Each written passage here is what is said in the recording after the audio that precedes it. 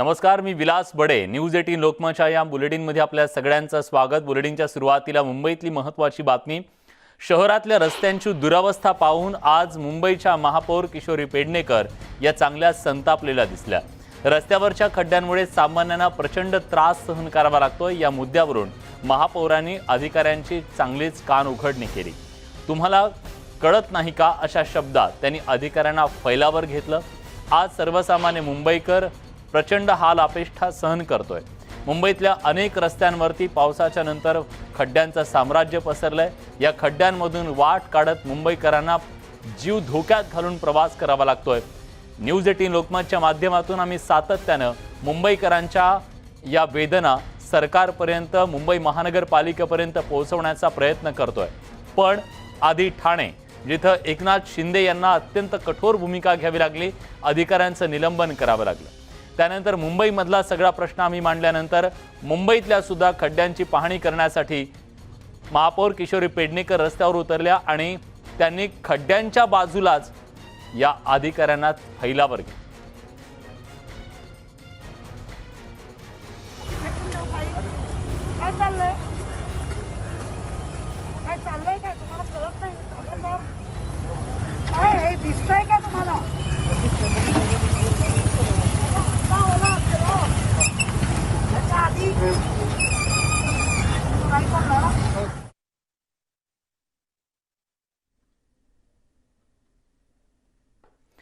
याबद्दल अधिक माहिती देण्यासाठी प्रणाली कापसे आपल्या प्रतिनिधी आता आपल्या सोबत आहेत. प्रणाली, नेमकं हे कुठे घडलं, कुठली ही परिस्थिती होती ज्यावरून महापौर इतक्या प्रचंड संतापल्या?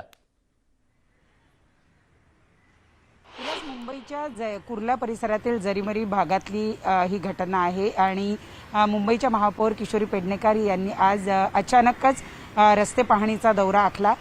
त्यामुळे आज सकाळपासूनच खरं तर जे सगळे अधिकारी आहेत त्यांची पळापळ सुरू झालेली होती. परंतु सातत्यानं न्यूज 18 लोकमतनं खड्ड्यांची मालिका लावून धरलेली आहे. मुंबईमध्ये ठिकठिकाणी खड्डे आहेत आणि त्यामुळे वाहतुकीला किती मोठा अडथळा होतो हे आपण सातत्यानं दाखवतच आलेलो आहोत. आधीच अजूनही लोकलमधून सर्वांना प्रवास सुरू झालेला नाही. त्यामुळं अनेक जी वाहने आहेत ती रस्त्यावर येतात आणि त्यामुळे दररोज ट्रॅफिकच्या मोठ्या रांगा लागतात आणि या खड्ड्यांमुळे बहुतेक ठिकाणी ट्रॅफिक आपल्याला होताना दिसतं. ही सगळी मालिका जेव्हा न्यूज 18 लोकमतने दाखवली तेव्हा त्याची दखल सगळ्याच ठिकाणी घ्यावी लागली. मग ती ठाण्यात असेल किंवा मुंबईत असेल. आज सुद्धा आपण बघितलं की मुंबईच्या महापौर आधी चेंबूर परिसरामध्ये गेल्या, तिथं सुद्धा काही ठिकाणी रस्त्यांवरचे खड्डे दिसून आले. परंतु त्या ठिकाणी अधिकाऱ्यांनी बचावात्मक पवित्रा घेतला की या ठिकाणी पाण्याच्या पाईपलाईनसाठी म्हणून चर खोदण्यात आले होते आणि म्हणून थोडंसं या ठिकाणी जरा रस्ता जो आहे तो खडबडीत झालेला दिसून येतो. पण तरी आम्ही तो बुजवू असा बचावात्मक पवित्रा त्या ठिकाणी अधिकाऱ्यांनी घेतला होता. परंतु जेव्हा महापौर कुर्ल्याला पोहोचल्या तिथे तर संपूर्ण रस्त्याची चाळण झालेली त्यांनी बघितली आणि त्यामुळे त्या आपल्याला तिथं भडकलेल्या दिसल्या. अधिकाऱ्यांची त्यांनी तिथेच कान उघडणी केली. इतकंच नाही तर चांगलंच फैलावर घेतलं त्यांनी अधिकाऱ्यांना. आणि हा सगळा काय प्रकार आहे, जर आपण कोट्यवधी रुपये दरवर्षी नव्या रस्त्यांसाठी आणि रस्त्यावरचे खड्डे भरण्यासाठी खर्च करत असू तर रस्त्याची अशी अवस्था का, असा प्रश्न त्यांनी उपस्थित केलेला आहे. परंतु त्यावर भाजपनं मात्र प्रतिक्रिया असं दिलेली आहे की हे वराती मागूनचं घोड आहे. आशिष शेलार यांनी थोड्या वेळापूर्वी पत्रकार परिषद घेतली त्यावेळेला ते असं म्हणाले की ही पाहणी खरं तर पावसाळ्याच्या सुरुवातीला करायला हवी होती. जेव्हा पहिला 1-2 पाऊस पडतात तेव्हापासूनच रस्त्याला खड्डे पडायला सुरुवात होत. परंतु मुंबईच्या महापौर मात्र आता निवडणुकीच्या तोंडावर केवळ मी मारल्यासारखं करतो, तू रडल्यासारखं कर असा प्रकार करतायत. त्यामुळे महापौरांचा आजचा हा दौरा हा केवळ कॉन्ट्रॅक्टदारांचे खिसे भरण्याची तयारी करणारा आहे. कारण कॉन्ट्रॅक्टची बिलं तर काढायची आहे, मग ती काढण्यासाठी आपण त्यांना फैलावर घेतलं, आपण त्यांच्याकडनं खड्डे भरवून घेतले असं दाखवायचा प्रकार आहे, असा आरोप आशिष शेलार यांनी केलेला आहे. तर दुसरीकडे मुंबईच्या महापौर जरीमरी परिसरात अधिकाऱ्याला चांगलंच फैलावर घेताना दिसलेले आहेत. ठीक आहे प्रणाली, तुम्ही सोबत राहा. आता आपल्यासोबत किशोरी पेडणेकर महापौर जोडले गेलेले आहेत. किशोरीताई, काय दिसलं तुम्हाला? आम्ही तर तुम्हाला सातत्यानं मुंबई महानगरपालिकेला, राज्य सरकारला दाखवतोय. आज मुंबईकरांना, महाराष्ट्रातल्या जनतेला कशा परिस्थितीतून आज प्रवास करावा लागतोय. तुम्हाला काय दिसलं? का तुम्ही चिडलात?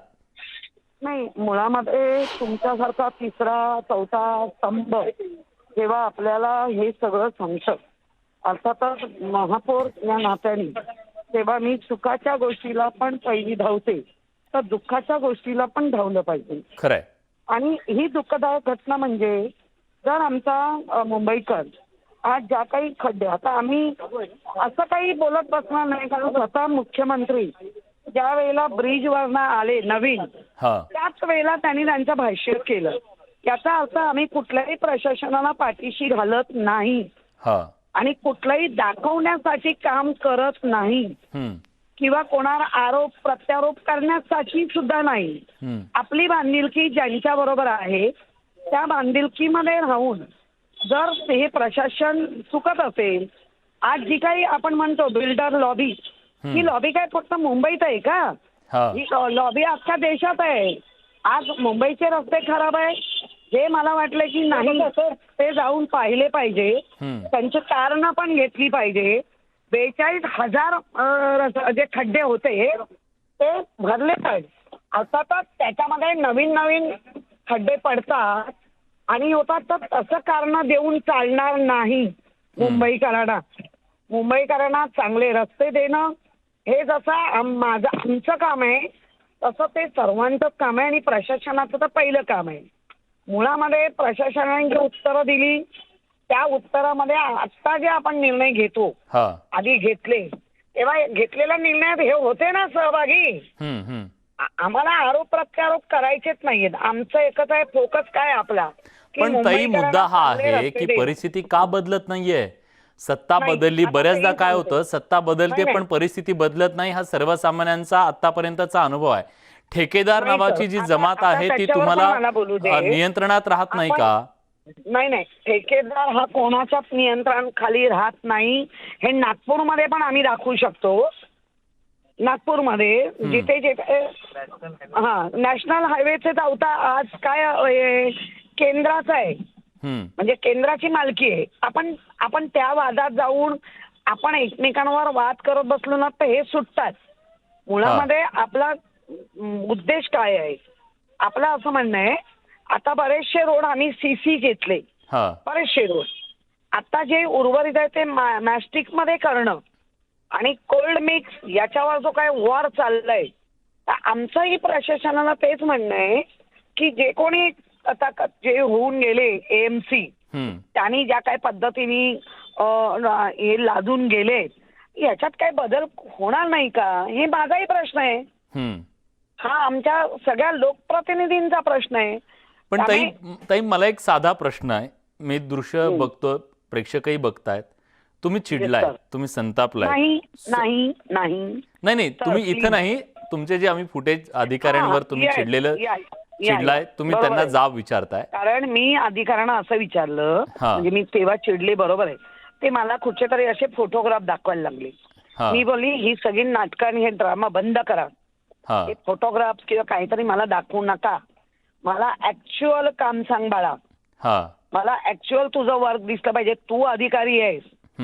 अशा चुकीच्या गोष्टींनी तुम्हाला आम्ही पाठीशी घालणार नाही. त्याच्याकडनं काम करून घेण्याचं काम तुमचं आहे. आणि त्याला नंतर मी मिश्किलीने हेही विचारलं की तुझ्या डोळ्याचा नंबर किती आहे चष्म्याचा बाळा? कारण काय नाही ना, मी पण मुंबईकर आहे, आम्हाला नाही सहन होणार. ताई अगदी तुमचा जसा संताप झाला ना, रोज मुंबईकरांचा होतो, आणि आता ठाण्यामध्ये एकनाथ शिंदेजींचा पण तो संताप झाला. पण ते केवळ संतापून बसले नाही, तर त्यांनी कारवाई केली. 4 जणांना घरी बसवलंय, निलंबित केलंय. आपण अशी काही कारवाई करणार आहात? नाही, मी ऐकताना ऑलरेडी कळवलंय. ज्यांना आता काय प्रॉब्लेम काय आहे तेही सांगते तुम्हाला. बरं. ज्या आरीची पोस्टिंग घेतात, आरी म्हणजेच हे चरी मारणं, रोड इंजिनियरच्या ह्याच्यामध्ये ती एक पोस्ट आहे, सब इंजिनियरची आणि एईची. हे येताना प्रत्येक वॉर्डमध्ये ती पोस्ट घेऊन येतात. मग तिथे वॉर्ड ऑफिसर या सगळ्यामध्ये काही ठिकाणी ढवळाढवळ करतात. आमचं वैयक्तिक मत असं आहे की ही ढवळाढवळ वॉर्ड ऑफिसरनी किमान आरी पोस्टिंग मध्ये करू नये. आणि त्या पोस्ट, कारण कसं होतं, समजा आता एम ईस्ट हा वॉर्ड आहे, तर मी वॉर्ड ऑफिसरला विचारण्यापेक्षा जो या आरीच्या पोस्टिंगवर आलाय की त्याला फक्त त्याचीच जबाबदारी आहे, ही जबाबदारी फिक्स होते त्याचीच आहे की बाबा काय झालं, का नाही रोड बनवून घेतलास, का किती खड्डे होते, का नाही भरलेस. तर त्याच्या आता काय होतं, त्या पोस्टिंग ह्या वॉर्ड ऑफिसर इकडे तिकडे करतात आणि मग कोणतरी ऍक्टिंग राहतो. त्या ऍक्टिंग मध्ये काय उपयोग नाही, मग ती ऍक्टिंगच राहते.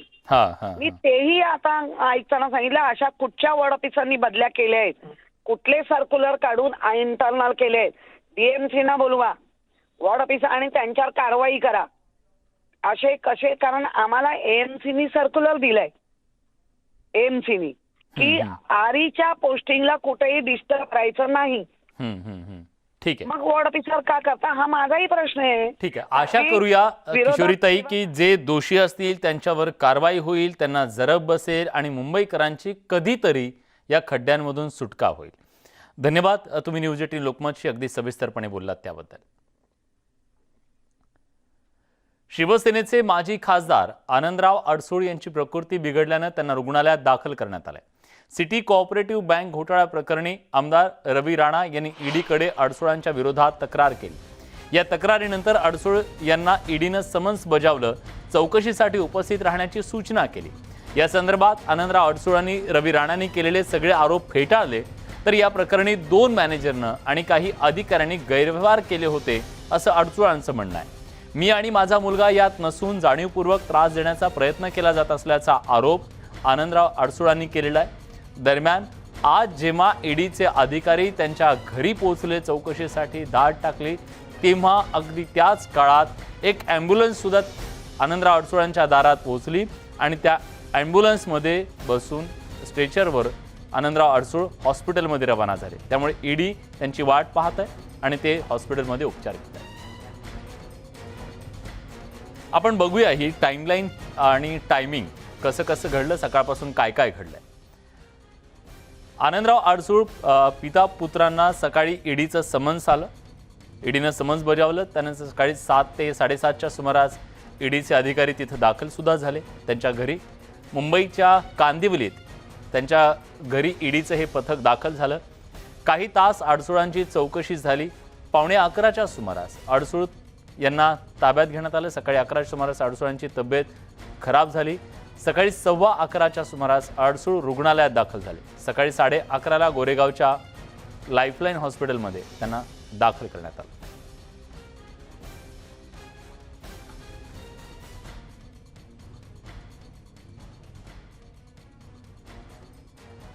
दरम्यान या सगळ्याबद्दल ज्यांनी तक्रार केली ते राणा आणि किरीट सोमय्या भाजपचे नेते यांनी नेमकं काय म्हटलं जाणून घेऊयात. गेल्या 3 वर्षाआधी सिटी कोऑपरेटिव्ह बँक बुडाली अशा प्रकारचा एक ब्लास्ट झाला आणि सगळ्यांच्या खात्यामध्ये पैसे मिळणं बंद झाले. लोकांनी चक्रा मारल्या, आंदोलनं केले, पण त्या ठिकाणी आर्थिक गुन्हे शाखेमध्ये सुद्धा तक्रार केली, लोकल पोलीस स्टेशनमध्ये सुद्धा तक्रार केली. पण ज्या बँकेचे चेअरमॅन आनंदराव अडसूळ जे त्या बँकेचे चेअरमॅन आहे, त्या चेअरमॅननी आनंदराव अडसूळांनी त्या ठिकाणी 980 कोटी रुपयाच्या ज्या ठेवी होत्या आणि मुंबईमधले 9,000 खातेदार, सगळा 90% मराठी खातेदार, या सगळ्या लोकांची फसवणूक केली. ज्या बिल्डरांना 1 कोटी रुपये 1 कोटीची प्रॉपर्टी आहे त्यांना 5 कोटी रुपये लोन दिलं, ज्यांना 5 कोटी रुपयाची प्रॉपर्टी त्यांना 20 कोटी लोन दिलं आणि ते लोन दिल्यामुळं 20% त्यांच्याकडनं कमिशन घेतले आणि कमिशन घेतल्यानंतर ती बँक बुडाली. आणि ज्या बँकेच्या 14 शाखा आहे मुंबईमध्ये त्याच्यामधल्या 5-6 ठिकाणच्या शाखेच्या प्रॉपर्ट्या ह्या मुलाच्या नावाने आणि जवाईच्या नावाने आणि त्याच प्रॉपर्ट्या त्यांनी बँकेला भाड्याने दिल्या. शिवसेना नेते आनंद अडसूळांनी सिटी कोऑपरेटिव्ह बँक बुडवली. 94 कोटी छोट्या गुंतवणूकदारांचे गेले कोट्यावधी रुपये अडसूळांच्या अकाउंट मध्ये आले. गुंतवणूकदारांसाठी उद्धव ठाकरेंनी काही कारवाई केली नाही. ईडीने अनेक समन्स पाठवले, अडसूळ जात नाही. छोट्या गुंतवणूकदारांसाठी झालेल्या या कारवाईचं मी स्वागत करतोय. या सगळ्या मंत्री नेत्यांनी लुटायचं जनतेला आणि मग कारवाई झाली तर म्हणायचं सुडापोटी घोटाळेबाजांविरुद्ध कारवाई होणार. ही काही पहिली कारवाई नाही आहे. अशा पद्धतीने सूडबुद्धीने अनेक जिल्ह्यामध्ये अनेक नेत्यावर शिवसेनेचा जी कारवाई होऊ लागली, ही कारवाई विशेषतः सूडबुद्धीने, याच्यामध्ये काही तथ्य आणि सत्य नाही आहे. कारवाई करायची म्हणून कारवाई करायची आणि अशा पद्धतीने कारवाई केलं. खरं म्हणजे महाराष्ट्र सरकारलाही अशा पद्धतीने कारवाया करण्याचा कधी नियोजन केलं आम्ही तर यांची किती लाईन लागतील, किती लोकांवर कारवाई होतील याचा कोणी अंदाजही लावू शकत नाही. परंतु शेवटी ही लोकशाही आहे. महाविकास आघाडीचे नेते सर्व भ्रष्ट आहेत आणि बाकीचे सगळे स्वच्छ आहेत. पण असे की जी कारवाई आता सगळे ज्या पद्धतीने सुरू आहे राजकीय हेतूने प्रेरित आहे. त्यामुळं 3 पक्षाचं जे सरकार आहे, जो त्रास देण्याचा त्यांचा जो एक मानस आहे, मला वाटतं की यातून यह आघाडी आता फेविकॉल का जोड होतोय, वो कभी नहीं तुटेगा. ब्रेकनंतर तुमचं पुन्हा एकदा स्वागत. गोंदिया जिल्ह्यातल्या महिला जिल्हाधिकारी नयना गुंडे यांची कन्या दिव्या गुंडे हिला UPSCच्या परीक्षेत उज्ज्वल यश मिळालंय. दिव्याला 338वर रँक मिळालाय. दिव्याच्या या यशाबद्दल तिचं सर्व स्तरातून अभिनंदन होत आहे. तिला शुभेच्छा दिल्या जात आहेत.